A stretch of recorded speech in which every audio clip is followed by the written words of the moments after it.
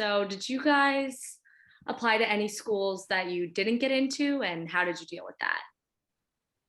So I applied to Binghamton and I didn't get in, and I was like sad and I was a little bit discouraged with myself, but I feel like everything happens for a reason. So I tried not to like beat myself up too much about it.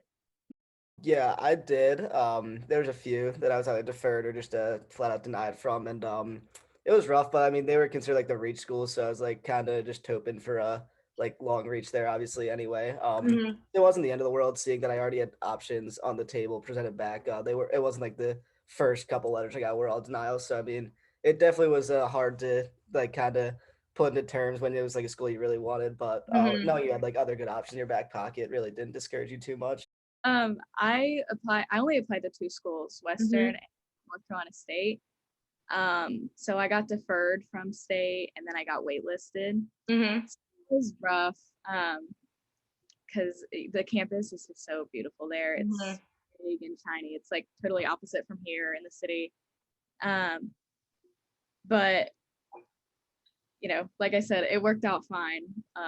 It was rough at first, but I think Yeah. it worked how it was meant to. So For me, at first, the first ever school that I visited, like the tour, was my school that I go to now. Mhm. But then I had actually visited Stony Brook, and then I liked that school, so then that was my top choice. Mhm. But I got back and I got waitlisted. Mhm. So I mean, my second choice was SUNY Albany, so I'm still glad I go there. But Mhm.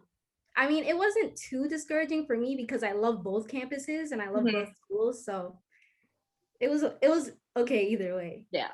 I'm sure in the moment for all of you, it felt like the world is ending, but then with a few years past and looking back, it all works out for the best. So for students that are applying to colleges right now, it's not the end of the world, even if it feels like it.